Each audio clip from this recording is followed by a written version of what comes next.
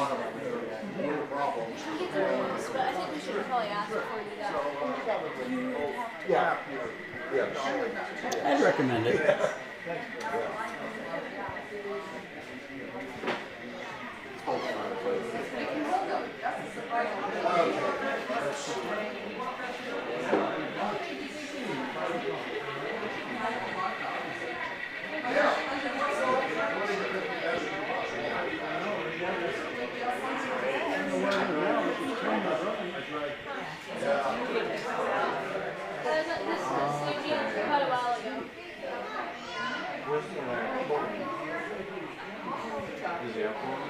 ago.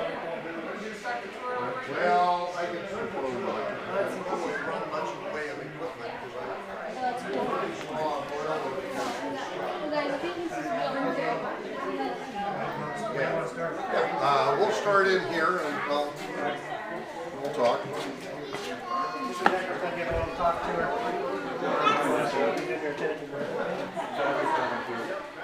Well, welcome. This is a scale model railroad. That means that everything that is done to a particular scale is an HO scale, the most common scale in model railroading. O scale, which is the old Lionel, is double its size. N scale, which you may be familiar with as well, is about half its size.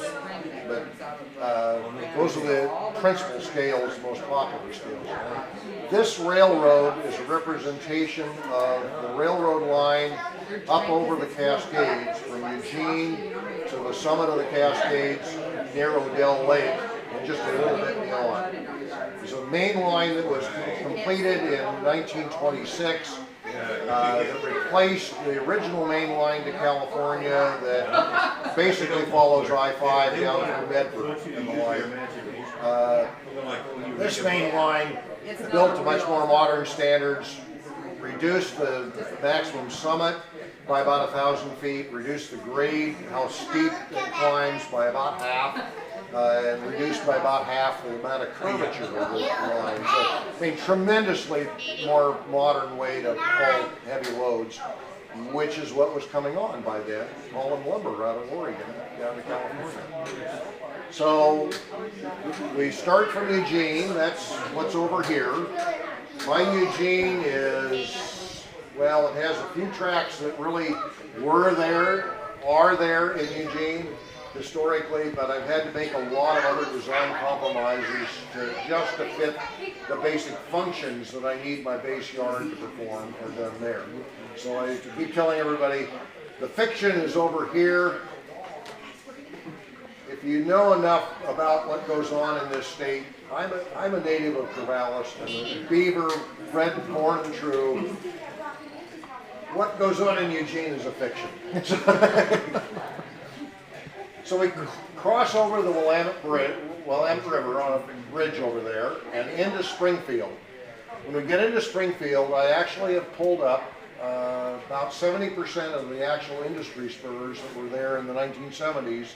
I have represented on this railroad.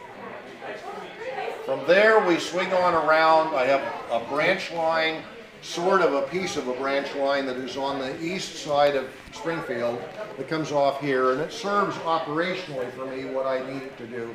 But the main line is out here. We start climbing, we do a little bit of a hump. There's actually a climb from about 400 feet elevation at Eugene to ultimately about 1,200 foot elevation at Oak Ridge, but I have my Oak Ridge at the same height that we're at right here. It's because I wanted to keep it within the bounds of this house. Lookout Point Reservoir would be roughly here. That's if you drive up the Willamette Pass Highway, that is where Lookout Point would be.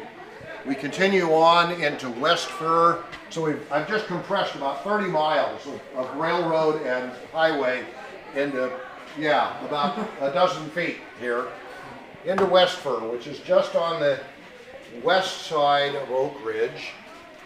It was one of two major lumber mills that were on either side of West Fur. Tremendous amount of lumber traffic up into the 1970s, at which point everything kind of collapsed for them. And both mills are no longer there. But this is my location for Western lumber at Westford. We come swinging on around. This is where the North Fork of the Willamette crosses under the railroad. The railroad has to bridge over it, and because this is a lot fancier bridge than I had time to do in the initial construction, that's why this is all temporary right now. There's a ridge that will go right here and a short tunnel. That actually exists. There's a very short tunnel between Westford and Oak Ridge. And suddenly we're into Oak Ridge. Oak Ridge was the historic helper station for the railroad back in the days of steam. That means they put extra locomotives on the trains in order to get them up over the grade.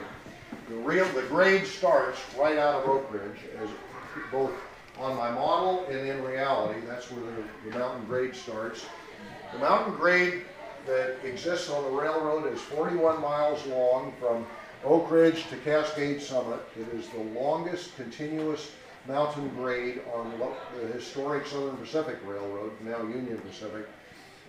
The SP was well known for mountain grades. This was the longest of them, sustained grade. My grade climbs at 1.8%, as does the real railroad. That's, in model terms, that's about 2 inches rise every 10 feet as we go along the main line. So we climb from 4 feet above the floor right here to 7.5 feet up there. So 3.5 actual feet of grade rise. It's about 200 feet from there to over there, total climb. So I mean, it's a good healthy run. So Oak Ridge is where the helpers were put on. That is an inspiration shot for me, shot in 1954 at Oak Ridge. That end of Oak Ridge looking in, and we've got the modern diesels that have taken over everything, but there are still steam helpers being put on at Oak Ridge. I hope to replicate that scene eventually in this railroad. Right now, for a lot of very good reasons, I selected to have the equipment on the railroad represent not 1954, but rather 1984. It just was easier for me to get the railroad in operation with the more modern equipment. So Oak Ridge, and we start climbing. I have 3 of the 7 or 8 mountain sidings between Oak Ridge and the summit I've actually represented. I've chosen sidings that had operational significance to the railroad, and it's about every other siding is what I've got. So here's McCready Springs, which has been a maintenance base for the railroad. Wikipe is this next one that's right up against the aisle there that we have raised. Wikipe is about the middle of the overall grade. There is still, to this day, a water tank and water plug, as there were in steam days. It's still there to help with firefighting. We continue on over that whole big loop that you came past. That's actually Highway 58, the Willamette Pass Highway. Goes right under the railroad right there. And I will be modeling that very scene. That's a major scene for me on this railroad. We keep climbing, we're coming back around, and this upper siding is Cruzat. Cruzat is where the siding that the railroad rules said back in the days of steam locomotives, they had to stop and cool the wheels on the train because they were getting too hot because brakes were applied. So we keep climbing and we get up to Cascade Summit. The summit has actually, when you go up there and look, you'll see there's a Y, just as this is a turning Y. A locomotive can pull in here and go, and it reverses its direction by using that. There's another one up there at the summit. The one at the summit actually had the tail end of the Y, this is called the tail back here, was in a tunnel. And yes, there were engineers that attempted to lengthen that tunnel on occasion. Didn't work. So from Cascade Summit, it goes around the curve and up to that upper level staging that we've seen in the background. That is Crescent Lake, which is about 7 miles from Cascade Summit. Cascade Summit itself, Jeff is actually standing at Odell Lake right now. That's how close it is. Yeah. but the summit then on to Crescent Lake was historically was an operational boundary for the railroad between two operating divisions of the railroad. The Portland Division and the Shasta Division, they were combined in late 1964 into what is now the Oregon Division up here. So that's the overall railroad. You've seen me running around with a couple of other folk with throttles. They're radio controlled. That makes it a lot easier for us to control all of this. The rest of that story is that inside every locomotive on the railroad is a computer chip that is responding to only the number that is on the side of the locomotive. Electronically, we can link locomotives together so that they will work together. But the basic idea is there's a computer chip inside of everything, and the signal that addresses that goes over the rails. But from the throttle that I hold, it goes through the radio antenna and back to the command station, which then sends it out over the rails.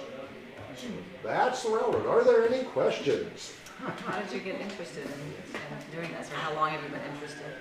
My earliest memories of railroading are standing on the platform at Albany waiting for my grandparents, my grandfather had retired from being an executive of the Southern Pacific.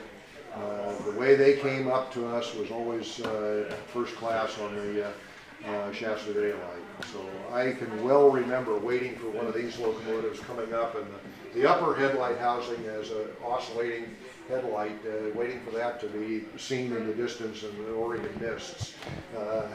So it's in my blood, literally, and from very early on. So even though I chose not to do that for a career, aviation also got me. I spent a career working for NASA, but the railroading was always there as a hobby. Very active interest. How many engines and cars do you have? More than my wife will let me buy. Yeah, we won't tell Janet.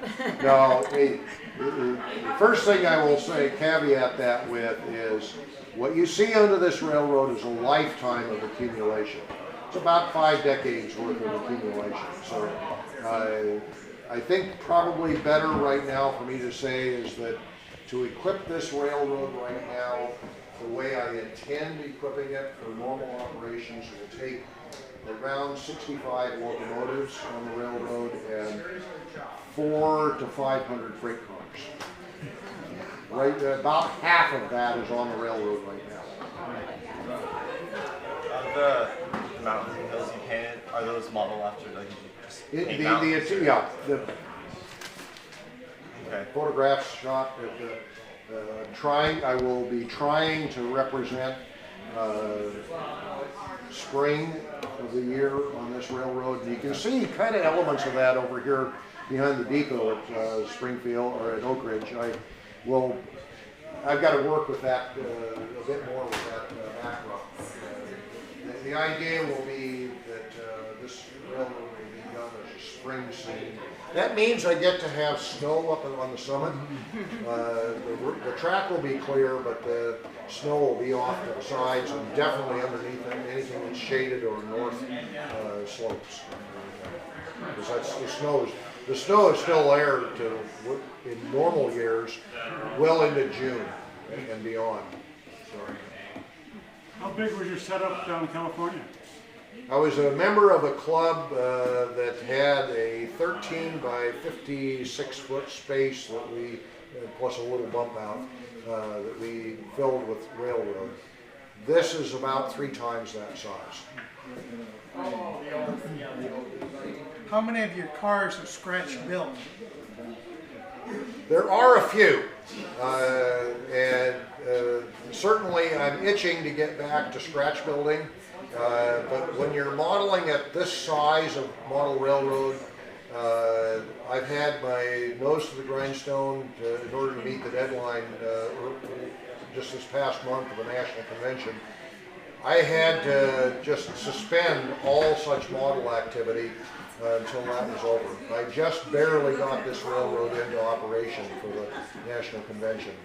And in fact, the reason I'm not running anything right now is that Murphy's Law has reemerged, and as for reasons that I'll find out probably tomorrow or Tuesday, I'll figure out why my switch throws are not working in the back room. But, it happens.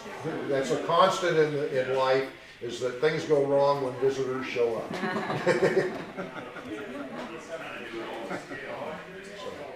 So that's the railroad. So, how long has it taken to get to this point?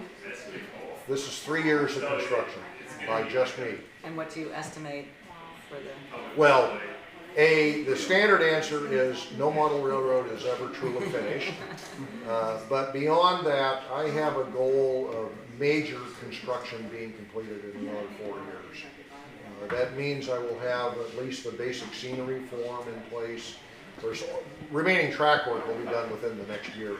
And the major electronics that have to be added to this railroad yet will be done by then. And the structures and trees, there will be a lot of trees on this railroad, not just paint. That will take a lot longer. I'll just keep chipping away at it. Are you going to ask someone to help you? I am now finally at a point where build it and they will come, and they are starting to come. So I will probably have help in the rest of my endeavors on this. But otherwise, what you're looking at, once materials came in that back door, you're looking at the sole construction crew. Wow. Geez, and I thought I was having a lot of trouble hanging two bikes on my garage wall. Yeah. Now, I started construction 3 years ago, at the beginning of August of 2012, expecting that at some point in my life and the life of this railroad, we would have another national convention in Portland. About 2 months later, I learned that not only was the convention coming, but it was coming in 2015. Oh my.